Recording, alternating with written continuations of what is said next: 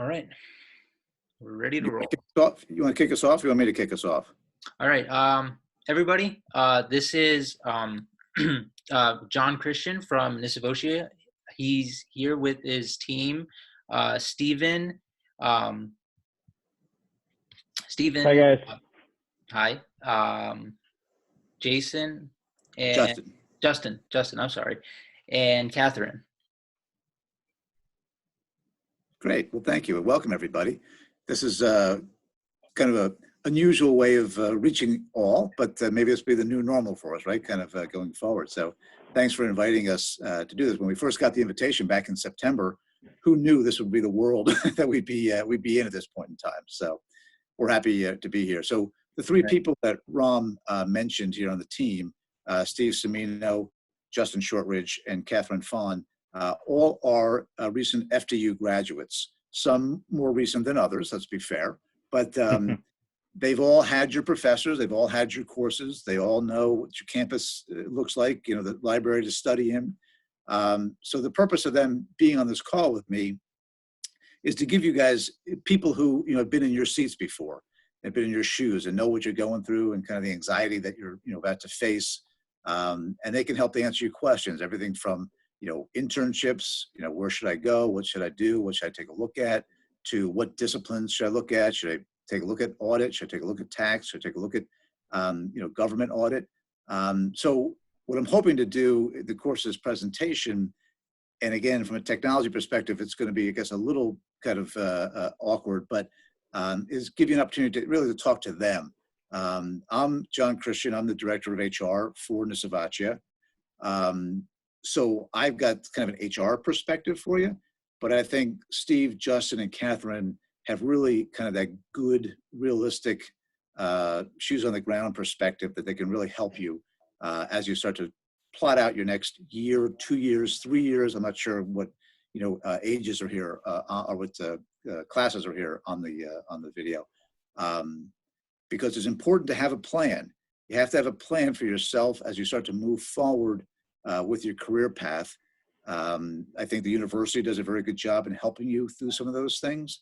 But again, we're here to be a resource for you as well. So please kind of take advantage of that as we're here on the call. I guess the way to do that, Ron, will be either they raise their hand if they have a question or put something through chat, right? And you'll be the person that kind of interprets that for them. Okay, yes. So fair enough. So I've got a couple of slides that I'm just going to go through to introduce us as a group. I'm going to turn it over to Steve. He's going to give you a little perspective as to where we are kind of now. And then Justin and Catherine, certainly anytime you guys want to chime in with anything, please kind of do so, all right? So just a little sense about, who we are. So in the accounting world, I think there's basically three types of firms, right? There's your big four, there's kind of your mid-sized firms, and then there's kind of your sole practitioners, real small type firms. We're in that mid-sized area. We're about 100 people in our firm. We're located in Mount Arlington, New Jersey. We do have one branch up in Sussex County. So we're really a local Morris County mid-sized accounting firm, okay? So for a firm like ours, and that's what I'm really going to kind of focus on, we like to say we're really kind of a lifestyle firm. So what do I mean by that? What I mean by that is we balance, I think, both the quality of life as well as the financial success of accounting as well. You could probably make more money in the big four, being quite honest with you, but your quality of life probably isn't going to be as good as it is in a mid-sized firm like ours. So it's something you have to think about and you have to look at and potentially adjust as to what it is that you want to do. What's important to you? Where do you want to be? What do you want to have happen? Busy season, I'm going to leave that to Steve and Justin, and those guys. In terms of like a compensation structure, basically you come in as a staff accountant, and typically in about 2 years you get promoted to the next level. A couple years go by, the next level. So most accounting firms start somewhere in that mid 50 to mid 60 range. That's kind of the salary you can be looking for in a mid-sized type firm like ours. Typically you'll have a benefit package associated with that, which with ACA and the ability to stay on your parents till you're 26 may not be as important to you now as it will be in a couple of years. But at some point in time, you're going to have your own benefits Your parents want you off of their plan so they can go onto their own plan and have you guys on there paying for you. You look for diversity in firms. Accounting is an interesting, I think, career in that you tend to see almost a 50-50 split between female and male. It's one of the few, I think, jobs that I've seen kind of out there in the economy where there is kind of this natural split with 50-50. I think it's great. It makes the organization much more dynamic, I think, and much more energetic and effusive and efficient and all. So the next one to take a look at too is that public versus private debate, right? So what does that mean? So do you go into public accounting or do you go into private accounting in corporations? It's kind of a decision point that at some juncture you're going to have to make for yourself. What do I want as an individual or as a student? Where do I want to go? We're obviously a public accounting firm, so you come with us. The expectation is that you will get your CPA, and we will help you with that. We have mentors that will drive you in that process. We have programs around that to get you there. In fact, both Justin and Katherine are starting that process right now. So again, if you want to talk to them about, as is Steve, actually Steve is as well. So if you want to talk to them about, what is it like to start the CPA process? It's just a lot of fun. It really is. It's, just another 4 or 5 hours of studying a day. So it's great. It's just like you're doing today. But you're working for 8 hours first and then doing that. So, but a lot of people will go public and then go into private. So that's get their CPA, get their background, if you will, whatnot. And that's a career path, that you can certainly take. We obviously would prefer you to stay in a public firm with someone like ours. But again, these are all decision points. These are all things that we're just trying to bring up to you to kind of make you aware of what's out there. And again, we've got 3 people that can kind of help you if you have, specific questions, kind of around that. So Steve, do you want to just touch on busy season, what we call busy season real quick, and just give a little sense of that and what that means? Sure. So our busy season runs from, I'd say, the end to mid-January to April 15th. I'm not a tax guy, I'm an audit guy, but we're primarily doing like a busy season to get the audit done so our tax department can do a tax return. So yeah, clients have deadlines, but I'd say I have friends who are in the Big Four and our hour requirements are far less. I would say like a typical day during busy season would be like 8:30 to 7:30. So it's like a 10-hour day. Firm brings in dinner every night. So if you're in the office, they bring in dinner. If you're at a client, you can go out and pick up dinner yourself and they'll reimburse you. Yeah, I'd say it's far less demanding than working for a bigger firm. You still have a social life, if you will. But outside of busy season, I'd say like pretty much 8:30 to 5. There's some nights here and there that you might work a little later till 6:30, but nothing crazy. And you wanted to talk about the concept of, both the overtime and also banked time? Sure. So up until you're a senior, you get paid for overtime, and you can bank up to 75 hours per year that you could either, at the end of the year, you could get paid out for, or during the year, you can use that as vacation time. So it's basically additional vacation time. We start out with 18 days of PTO. So if you add 75 hours to that, it's another 10 days. So it's a decent amount of PTO, I'd say. Yeah, and so the important thing there is understand you're not working for nothing, right? You're going to put in hours, you're going to get paid for them, or you can bank them and make them into a PTO or a vacation day, for you. So thanks, Steve. Katherine, I'm going to put you on the spot real quick. Katherine actually came to us out of the private world. You want to just give Katherine a real quick, your initial thoughts, your initial perceptions on moving from private to public, which is kind of an unusual move. Usually people go the other way, public to private, but Katherine actually went the other side of it. Yeah, I kind of went backwards. So I worked, before coming to Nisivoccia, I actually worked in private for 4.5 years. Definitely different than public accounting. But I knew that I wanted to become a CPA. So while attending FDU, I was working full time. Then last September is when I came to Nisivoccia, and it was interesting at first because I wasn't used to the structure of how public accounting works. Even the management team is different because usually in private you have sort of like a chain of command, but at Nisivoccia is more of you're working in teams. So I'm part of the audit group as well with Steve and Justin. So we work together.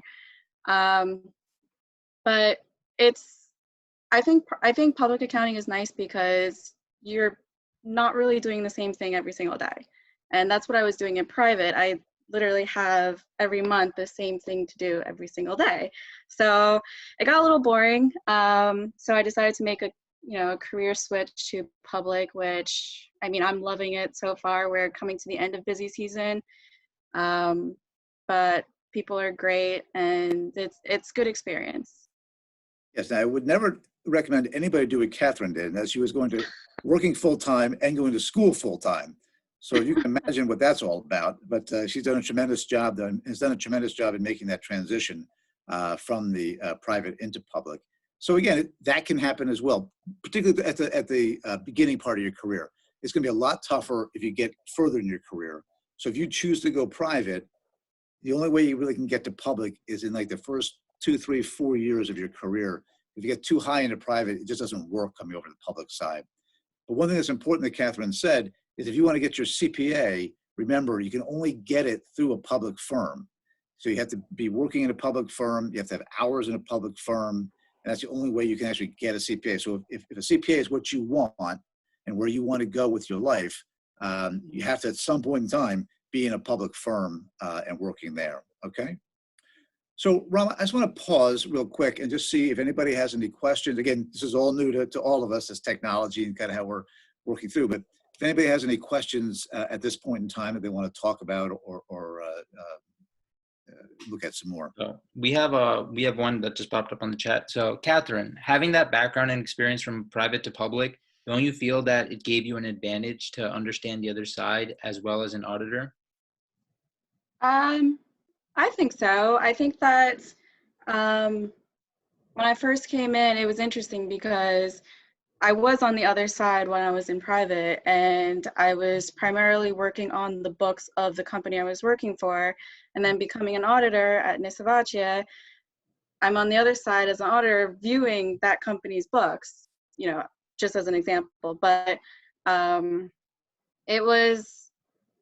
feel like it's been making me a more well-rounded person, which is nice. And like John had said, I would recommend going into public when you can first, and then if you decide to make the switch to private, you can. But I definitely think that it has given me the upper hand, I guess, coming into public accounting with a private accounting experience. Yeah, it's a great question. Let me give you from an HR perspective. There's a definite prejudice, and I'm new to accounting. I've only been in accounting for about a year and a half, year and 3/4, I guess now. So I came out of corporate, as well.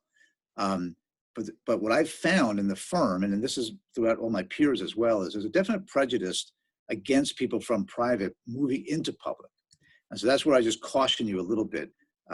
Katherine was kind of the beginning part of her career, plus she was super smart and super good in her interviews, so we hired her right away from that. But be really careful because there is definitely a prejudice in whether it's good, bad, or indifferent. I'm not trying to judge it, but I'm just telling you that it exists from people who come out of private into public. The public people don't necessarily want to hire people who are coming out of the private part of the industry. So just be very careful kind of when you do that, okay? Also, just to mention, if you're in private, you can still get your CPA hours if you're working under a CPA. No matter where you're working, as long as you're working under a CPA, you can get those hours. Okay, I wasn't aware of that, but that's my naivety in the CPA in the world. So okay, that's good to know, Ron.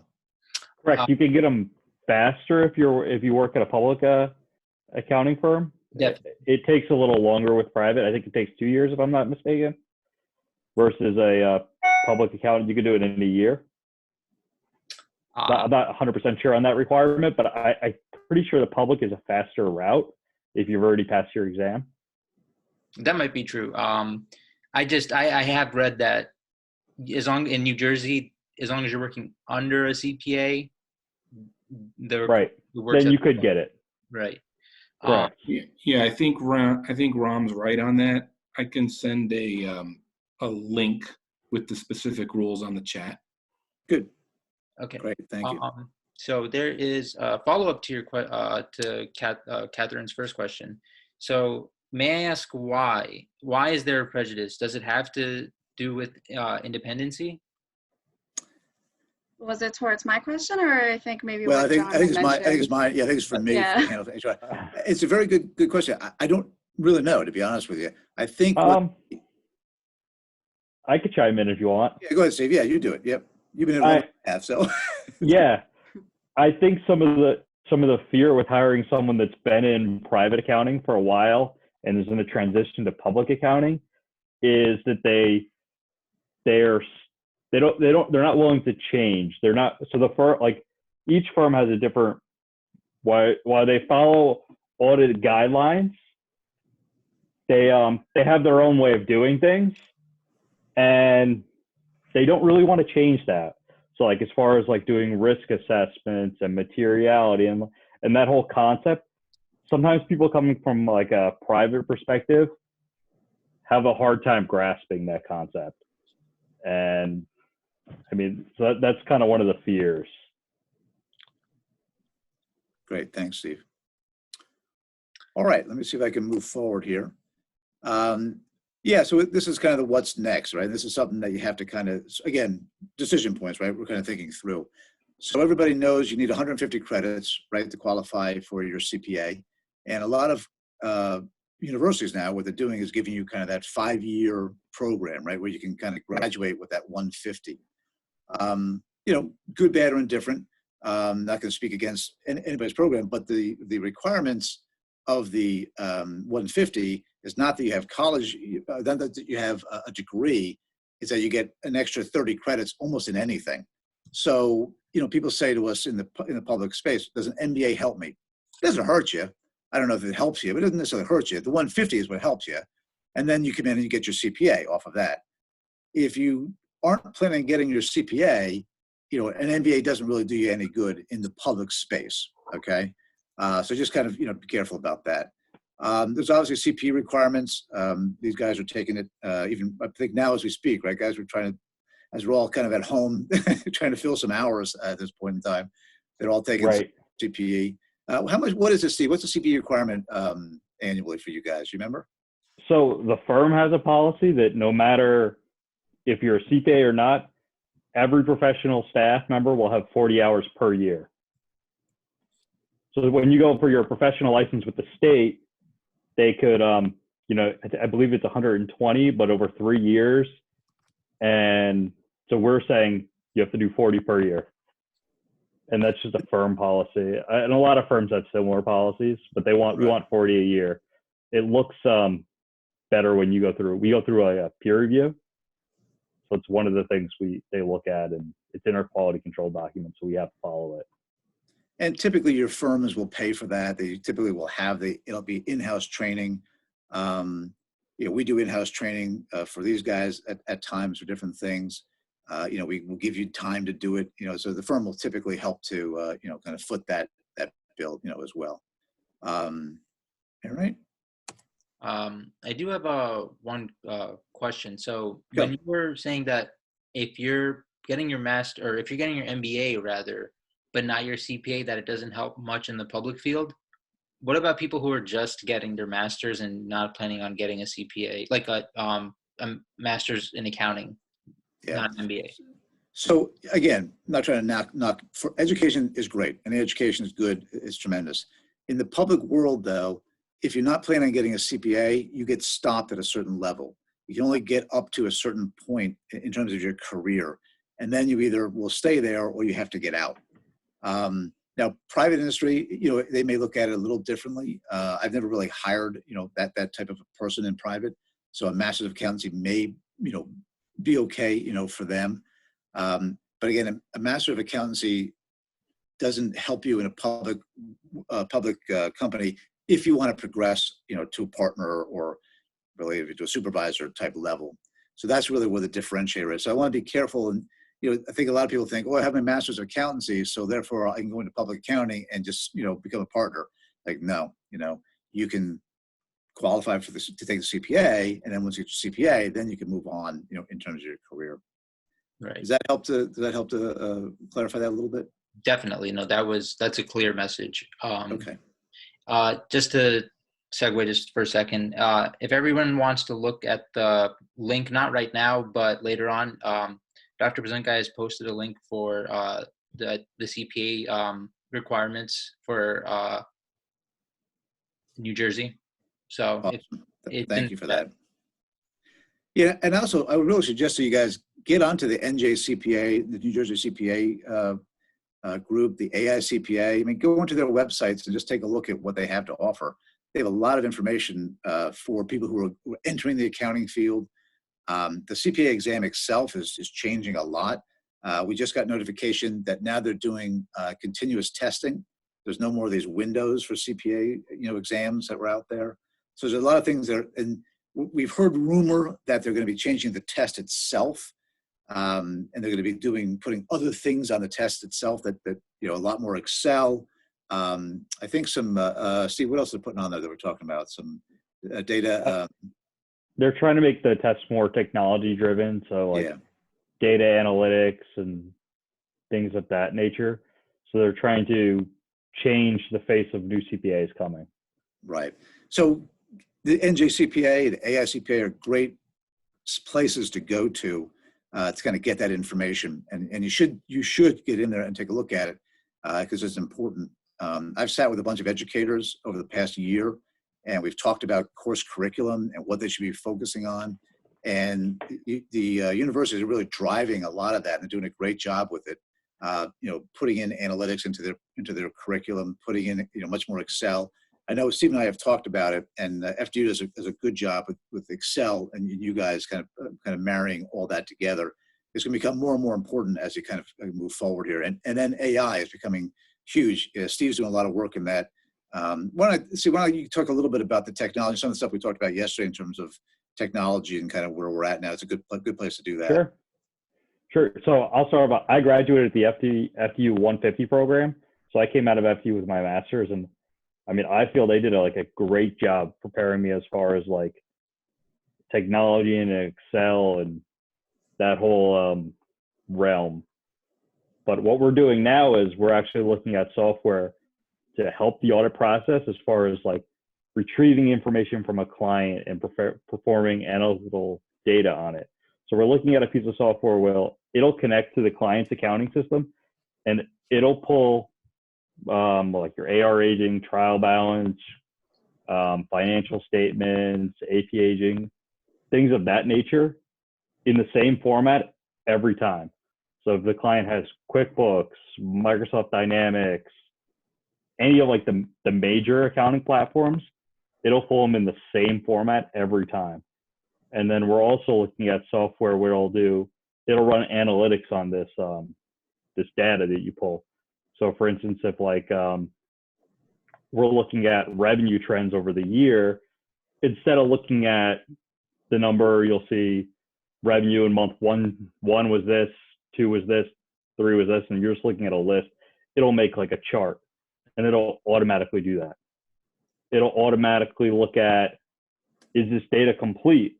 Do the journal entry numbers, are they sequential? Do I have gaps in it? Why do I have a gap? Did someone delete a journal entry? What happened there? And then it'll also look at patterns and try and predict riskier transactions that, I won't say they're fraud, but they're riskier, they're out of the norm. A human should probably look into that versus just picking a transaction and looking at it. So it's creating a targeted transaction that we can look at that could be higher risk. Yeah, so this is the world that you guys are about to enter. It's really changing dramatically from the old. We have partners who literally have their old, what they call it, green paper, see the green line paper that they would actually. 13 column accounting paper. 13 columns, and they would literally, they I still, believe it is. yeah, we're still scanning some of that stuff in because so it's not that long ago that we did that stuff. And now we're going to, really automated systems that are driving this. So, NJIT now has an accounting program, and they're marrying the technology with accounting. And so it's something that you guys have to continue to kind of drive through and take as many courses as you can in this technology stuff, or as many webinars and whatever you can get on, because that's what it's driving. I heard a statistic just recently that the Big Four have now hired, I think it was either 40 or 50% of data scientists into their accounting world versus true accountants. So that's what's starting to happen now. There's this shift into really data and data analysis and the technology there. Steve, you want to talk a little bit about kind of where we are with our current platform and kind of what enabled us to all be in our home offices here? Sure. So I guess it must have been 3-4 weeks ago that our entire office went virtual. So, I mean, no one's at our office. We're completely working virtual.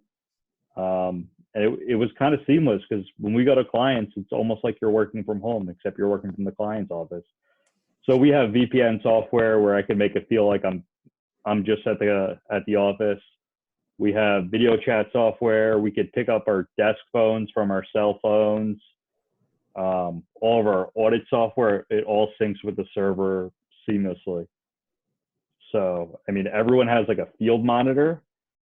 So in addition to your laptop, everyone's issued a second screen, because I think the 2 screens now is like the minimum we're finding. 3 is even better. I think once you go to 4, like you might not be as productive, but I think 2 is like the minimum. So everyone has 2 screens at home. So we're kind of business as normal. I could call someone at their office extension, and they're able to pick up, and it's excellent. We haven't had many problems at all. Yeah. I think that's going to be a differentiator as you guys again look at where you want to go with your career and organizations you want to be involved in. I think that might be an important question to ask the company. How did you survive the coronavirus situation? What did you do? Did you have to shut down? Did you have to whatever or were you able to seamlessly move to another way of working? Because look, this is not the last time this is going to happen, right? This is becoming more of the norm going forward. So I think it's important to know the firm you're looking at or you're looking to get into is prepared, for that. All right. So just moving forward a little bit, kind of this is us. That's the building that we're not in right now. We're all in our homes there. So we are a 50-year-old business. This is our 50th year. Very proud of that. We primarily in Morris County, Sussex County, Warren County type of a firm. We're moving now more into Passaic and into Bergen, a lot of Somerset County. So we really are kind of a North Jersey type firm. All right. So we basically broke into 3 areas. Talked a little bit about that, but the first one is what we call public entity, and that's one that they don't spend a lot of time in school talking about. And that's really governmental accounting. So about 40% of our revenue comes out of audits that are done on public libraries, school boards, utilities. There's a nice career path to be had in public government accounting. So don't discount that. If that's of interest to you or something you want to take a look at, we offer internships in that area. So you can take a look and see if it's something you want to do. It's auditing. They're out of the office probably more than say Steve and Katherine and Justin are.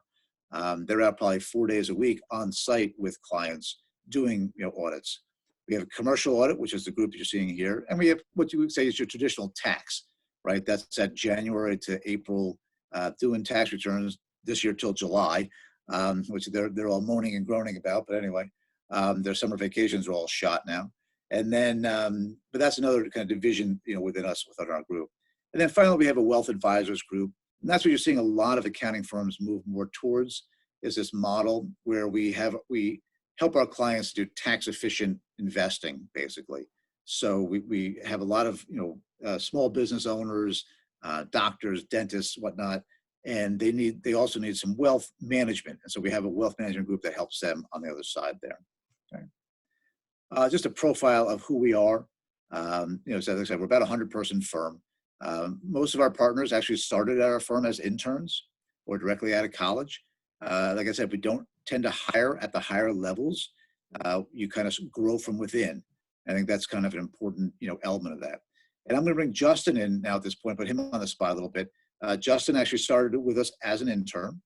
He's in his year and a half, Justin, maybe 2 years at this point in time. Yeah, about a year and a half, 2 years. Yeah. So why don't you tell them about your journey a little bit and just, just kind of briefly from college to where you are right now. Yeah, I graduated from FDU in May of 2018 and started job search. I knew that I wanted to, I decided I wanted public accounting. I thought it was a good route to take, and auditing interested me more. So I was able to get an internship here and start working through it. So let's explore that internship concept a little bit, because I think for one thing, if I can leave all you guys with, is how important internships are for you kind of moving forward. So what I encourage you to do is try some different types of internships. Try it with the Big Four, try it with a firm our size, try it with a small firm if you can. Try tax, try auditing, try different things so that you kind of see what it is you might like or might not like. So just if you just kind of talk that a little bit, kind of what you did and why you did it in terms of your internships. Yeah, I mean, I even had a finance internship at a real estate company prior to having an internship in accounting. And I think that's where I think that's an important thing to mention, is to try as many things as you can while you have the opportunity to, and you can kind of narrow your focus into a field or a different type of accounting that you prefer. Because what would you say if you had to contrast the classroom mentality versus the real world mentality? What would you say is the differences between the two in terms of, let's just say auditing, for instance?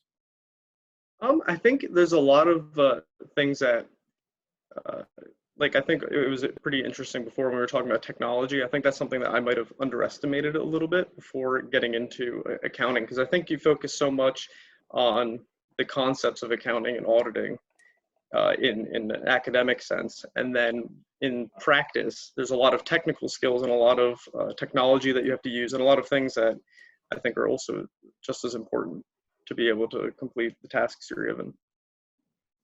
Right, exactly. And so, like I said, I just want to leave you with encouragement to try different things and be active. One of the things when I'm recruiting and I look at somebody's resume and they're graduating in May and they're asking me for a internship in, say the spring semester. And I say, well, where else have you interned? I say, well, this will be my first one. That's not a great message. I'd like to see that by your time you're graduating as a senior, you tried a couple of things so you kind of know where it is you want to go. If I'm your tax internship and you've already done an audit internship and maybe a finance internship or something else at a private company, whatever, that makes you a much stronger candidate as far as I'm concerned, because now I know you've actually looked at some things and you're trying to figure out what you're trying to do. Okay, so just kind of a little HR message to you there. So again, and I'll tell you. Go ahead, Steve. One of the jobs I have, the current partner on the job started as the intern on the job. That shows you the power of internships too. Yeah, it just shows you what an internship could turn into. He went from intern to partner. Obviously not overnight, but eventually he got to partner. Yeah. And it's a good way for you to get to know the firms too. So you may go into a Big Four and be like, wow, I love this. This is what I want to do. Great. That's what you want to find out. It's hard when you're on the outside looking in and you're just making assumptions versus once you've been in there and worked a little bit with them. Most of our hires come out of internships. Again, Katherine was unusual. She was, a diamond in the rough there that we plucked her out of the private industry. But typically our hires come directly from the intern program and from internships, because we feel like we both have been able to see each other and get to know each other, and we see that there's a fit or not a fit. And, we don't hire all our interns, but we do hire a good number of them.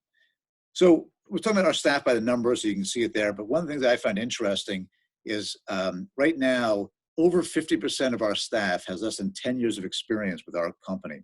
So that just shows you a little bit of the growth pattern that we've had over the last couple of years, and how our whole entire company has shifted more towards a younger generation, which I think is a real positive. And you can see it here, pictured here, all right, with these guys. Ron, just to stop again, any other questions that are coming out or that you want me to take a look at? You're on mute, Ron. I can't hear you.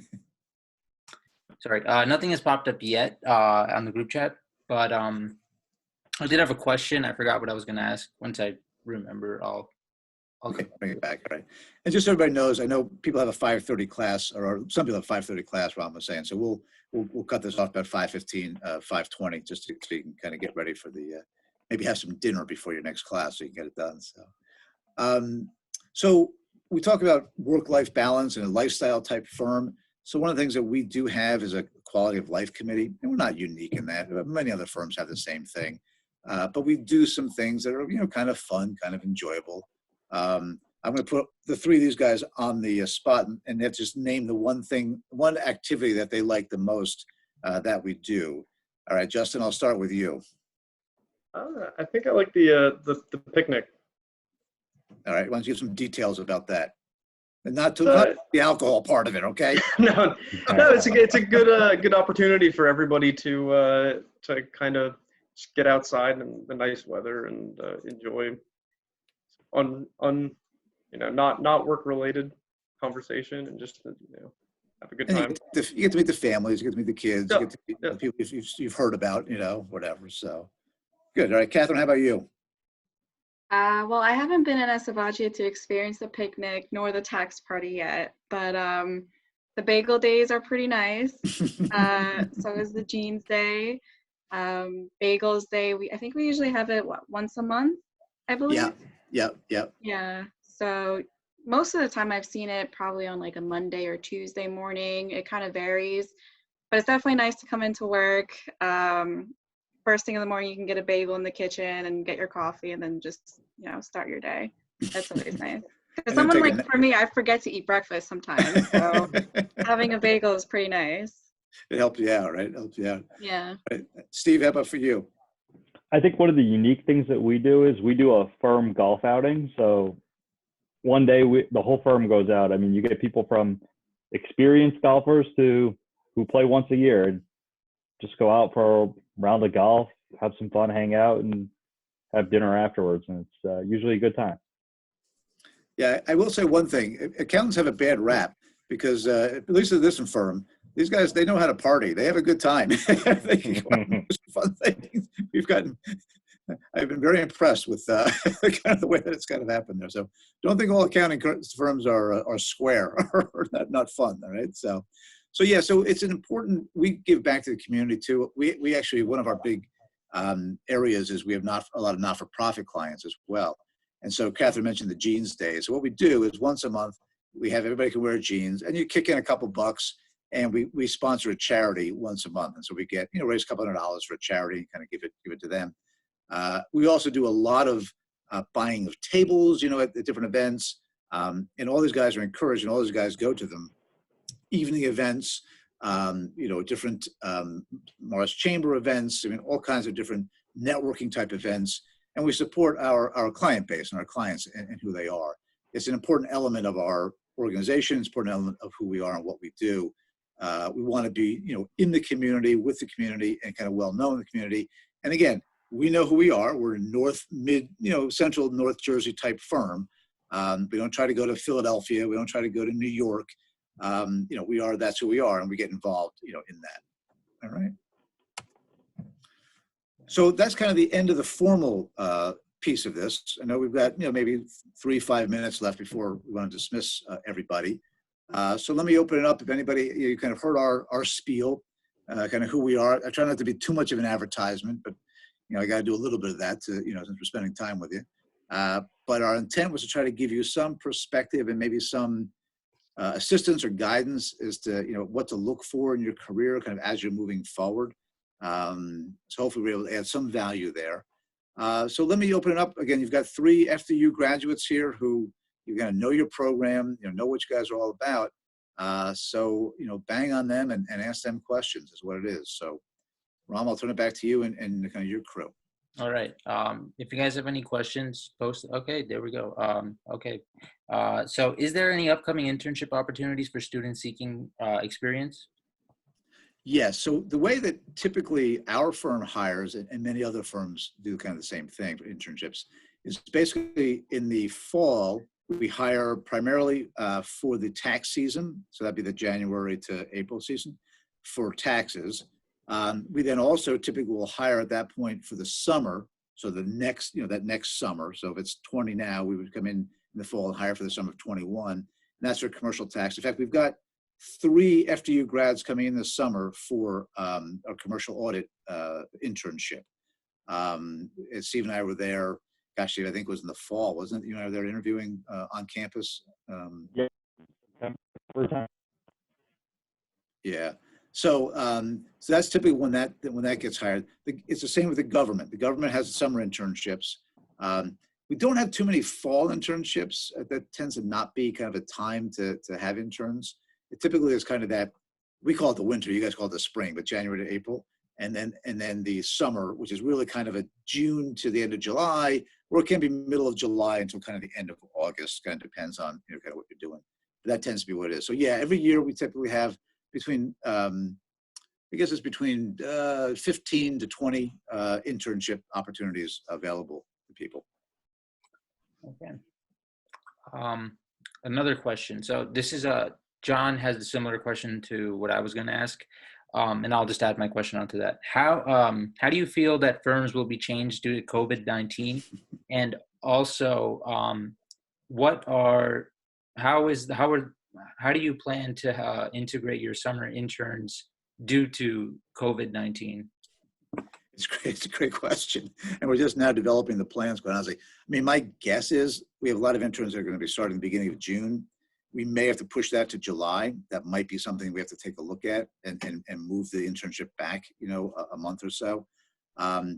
If not, we will try to do something virtual if we can. It's certainly, I don't think, going to be as effective as is being with people, because our internships are not theoretical. Our internships are practical. So when you intern with us, you actually work with Steve and Katherine and Justin, and you go out to the field to client sites and actually do the audit work with them out there at the site. You don't sit in a room where I say, okay, here's a theoretical question or audit. Go ahead and do it. Let's see how you do, kind of a thing. It's real world experience, and you're really out there. So yeah, it's going to be, we're not sure. It's going to be different. It's a good question to ask. And I'm not 100% sure where we're going to be at this point, but we're still moving forward, because it's the lifeblood of our firm, are hiring young people and hiring interns and kind of getting them into the firm and getting them up. So. Okay, well, that was a good answer. So we have another question. So for Nick is wondering, well, I guess everyone might be wondering this. Well, Nick is particularly wondering. He's a full-time last semester senior. He's looking for a full-time tax position. Do you have any positions available, or is there anywhere that students can send their resumes to? Yeah, sure. I mean, you can send them either directly to me. So it's just jchristian@nisivoccia.com. My name's on the screen right there, so it's relatively simple, to do that. Yeah, at this point, I don't know of any tax positions directly in the organization, but certainly we will be hiring, like I said, probably more towards the end of the summer, beginning of the spring. And if they have an opportunity in there for tax directly, we will. And at that point in time, if you haven't gotten a position, you can certainly take a look at the internship program as well.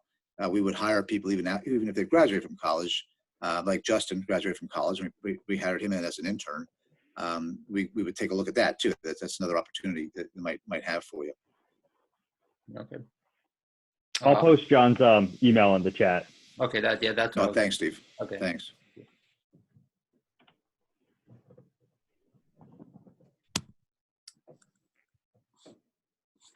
Okay, so I think that's all the questions we have. If anyone has any last minute questions, just send them right now. Otherwise, unless John has anything you want to. Yeah, I just want to thank you guys. I mean, because I know this is a difficult time for everybody. That we're all trying to kind of figure it out. And I really appreciate, Ron. I appreciate you setting this up. I appreciate, when we first did it, I wasn't sure what we were going to do. And we weren't sure who was going to come and be involved. Like I said, this is, I'm looking here, there's 23 people. This is more than we actually have when we're usually there. So that's great. And I didn't have to buy any free pizza for everybody. So it's, it's outstanding. But no, I give you guys a lot of credit. And I give you guys as FDU students a lot of credit for being interested enough to want to be involved in something like this and be interested enough in trying to, care about your future and care about, where you're going with your life. Look, it's an investment, right? It's always an investment, and it takes some time to do this stuff. But it's important that you do it. And it's important that you take the time to, invest in yourself, because that's all there is at the end of the day. So, yeah, but thank you, Ron. I really do appreciate your putting this together for us. No, thank you. Yeah, this was great presentation, meeting. I love the back and forth that everybody had going. So this was great. Thank you.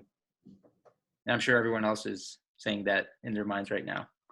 Yeah, and I want to thank Justin and Catherine and Steve too. And like I said, they're there for you. They're FDU grads. Leverage your university, leverage your graduates, leverage your alumni, leverage what you have. That's your asset. You're paying a lot of money to go to that college. Leverage it, make it work for you. And these guys are available to you. If you want to get in touch with them, get in touch with them and do that. All right. Do you, Justin, Catherine, and Steve, do you guys want to post your emails in the group chat so that Sure.